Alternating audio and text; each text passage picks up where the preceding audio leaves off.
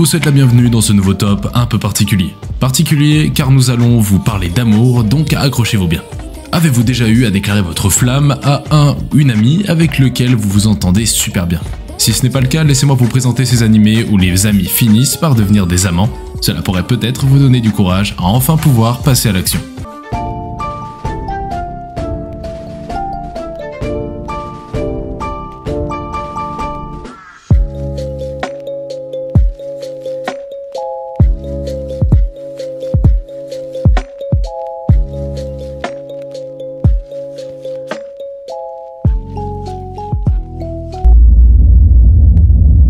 Numéro 10, Girlfriend.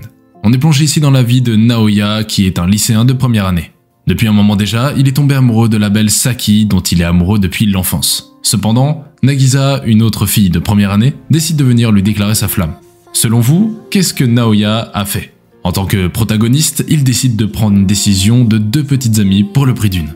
Ce synopsis bizarre au début m'a fait un peu rigoler, mais je dois quand même l'avouer, si vous recherchez de l'humour ainsi que de l'amour girlfriend, vous souhaite la bienvenue. Numéro 9, Haruchika, Haruta et Chika. La carrière de Homura au lycée débute avec un objectif bien précis qui est de développer un personnage de belle fille. Lorsqu'elle a décidé de quitter son équipe de volleyball malgré son statut d'étoile montante, elle a décidé de rejoindre le club de musique pour s'exercer aux instruments à vent, qui est un club sous-estimé par son école, car les gens considèrent la flûte comme l'instrument le plus délicat et le plus féminin. Après 9 ans, Chika retrouve son ami d'enfance qui a une personnalité totalement différente de la sienne. Il s'agit de Haruta. Malheureusement, pour Chika, Haruta n'est pas dupe de ses efforts pour devenir plus attachante. Mais cela ne décourage pas du tout Chika, qui elle a le béguin pour l'interlocuteur du groupe, Chinjuro Kusakabe. Mais Haruta aussi. La vie de lycée de Chika ne se déroulera malheureusement pas comme prévu car des mystères commencent à apparaître autour d'elle et de ses amis. Les membres du club doivent travailler ensemble donc afin de résoudre ces mystères qui rôdent autour de l'école, tout en essayant de trouver plus de membres pour participer à leurs différentes compétitions. Une histoire assez folle qui se déroule au lycée, avec des faits assez inattendus, je vous laisse aller voir tout ça. Numéro 8, Classroom Crisis. Dans ce monde, les voyages spatiaux interplanétaires sont devenus tout à fait possibles grâce à une grande société d'aéronautique nommée Kirishina Corp. Cette société a ouvert une académie sur Mars, une classe qui est spécialisée, qu'ils ont nommée la A-Tech. Cette classe contient des étudiants extrêmement talentueux qui passent une partie de leur temps en classe et l'autre partie de leur temps à travailler sur le développement des moteurs de fusée. Cette histoire va suivre les membres de la classe A-Tech et leur progrès dans le développement d'un tout nouveau moteur appelé le X2, tout en traitant des problèmes liés à la fois au lycée et au fait d'être des employés de l'entreprise. Je sais, nous vous avons parlé d'amis qui deviennent des amants par la suite, mais laissez-vous entraîner par la suite de l'histoire en allant regarder ce chef-d'œuvre dans lequel vous allez découvrir que même au cœur de l'espace, l'amour règne toujours. Numéro 7, Anonymous Noise. Chaque jour, une jeune fille qui porte un masque vient près de la plage et se met à chanter une mélodie assez nostalgique. Après s'être séparée 2 fois de personnes qu'elle aimait vraiment alors qu'elle n'était encore qu'une enfant, Nino Arizuga a chanté ses mélodies à l'océan car cela vient d'une promesse qu'elle avait faite à ses 2 amis d'enfance. Le premier, Momo Sakaki, et un garçon qui a composé la musique, Kanade Yuzoria. Ils ne s'étaient jamais rencontrés mais les 2 garçons ont promis individuellement que si Nino était un jour séparé d'eux, sa voix serait le phare pour les réunir à nouveau. 6 ans après, le destin a finalement placé Nino, Momo et Yuzu dans la même école.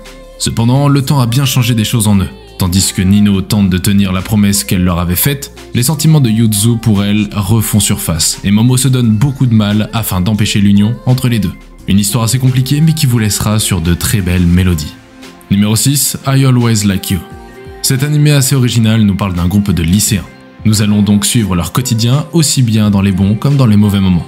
Natsuki Enomoto est une étudiante de 3e année du lycée Sakuragaoka.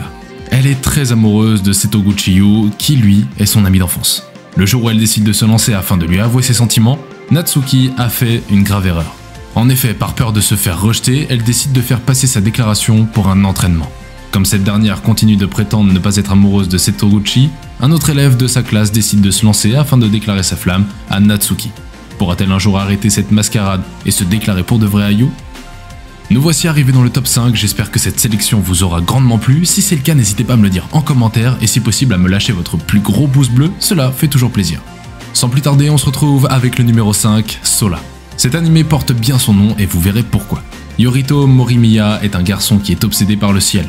Il adore prendre des photos de plusieurs points de vue, que ce soit au lever du soleil, au coucher du soleil ou encore simplement quand il y a des nuages.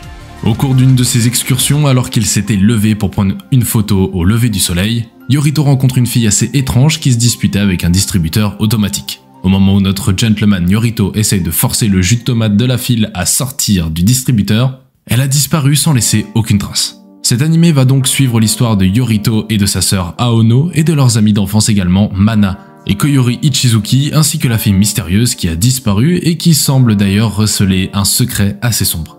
Dans un monde où la magie et le surnaturel ne sont jamais loin et où personne n'est ce qu'il semble être, l'amour et la solitude se disputent la suprématie sous le ciel de Yorito. Fin. Numéro 4. Tada Never Falls in Love. Cette histoire va suivre Tada Mitsuyoshi, qui est un garçon qui n'a jamais connu l'amour. Celui-ci aime souvent prendre des photos de cerisiers en pleine floraison dès lors qu'il a l'occasion. Un jour, dans sa routine, il rencontre Teresa Wagner, qui est une étudiante qui a été transférée de Luxembourg, qui est un pays européen. Il semble qu'elle se soit séparée de son compagnon de voyage une fois arrivée au Japon. Tada, en tant que gentleman, l'aide et l'emmène au café de son grand-père. Le compagnon de voyage et garde du corps de Teresa, Alec, arrive donc et bat Kaoru, le comprenant à tort comme poursuivant Teresa. Il découvre que l'hôtel dans lequel ils sont censés séjourner est en fait à côté du café de Tada. Le lendemain, ils s'inscrivent à l'école de Tada et sont dans la même classe. Alec accepte donc de rejoindre le club de photographie à la demande de Teresa, qui voulait aussi prendre de superbes photos. Mitsuyoshi est en fait un photographe en herbe et veut devenir comme son père qui était un photographe célèbre. Mitsuyoshi a perdu ses parents dans un accident de voiture pendant leur enfance. La dernière photo que son père a prise et l'appareil photo sont les seules choses qui sont revenues. L'histoire se concentre sur les aventures de Tada et de ses amis et sur leur relation de construction. Numéro 3. A Lull in the Sea. La civilisation humaine, depuis longtemps, vivait au fond de l'océan et a développé une couche semblable à des écailles sur leur peau, appelée Ena, afin de leur permettre de vivre sous l'eau. Cependant, bon nombre d'humains voulaient vivre au-dessus de la surface et se sont donc déplacés vers la Terre, créant ainsi une séparation fondamentale entre les deux mondes, dirais-je. Après que leur école ait été fermée, 4 collégiens de 14 ans du village de la mer doivent désormais fréquenter le Miyama Middle School en surface. Ils doivent donc lutter pour s'adapter à un nouvel environnement et aux relations entre les gens de la mer et de la Terre, tout en faisant face à leurs propres sentiments retrouvés qui viennent de commencer à apparaître avec la fin de leur enfance. Numéro 2. Baby Steps. Faisant passer ses études au premier plan, Eiichiro Maruo décide un jour d'aller regarder les étudiants du club de tennis. Il est très vite pris d'amour pour ce sport, notamment grâce à Takuma Egaxa et à Natsu Takasaki, qui sont 2 membres du club avec qui il décide de s'investir totalement. Malgré sa mauvaise condition physique, il utilise son intelligence pour compenser cela afin de progresser rapidement et de battre ses adversaires. Bien évidemment, vous y retrouverez de l'amour et de la romance. Numéro 1.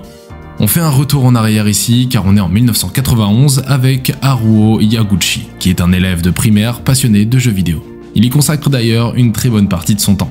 Un jour, il croise le chemin d'une de ses camarades de classe, la plus populaire d'ailleurs. Il s'agit de Akira Ono, avec qui il décide de jouer à Street Fighter, et contre toute attente, Akira le bat à plat de couture. Le lendemain, décidé à ne plus revivre cette humiliation, le jeune garçon change de salle mais se retrouve encore nez à nez avec Akira.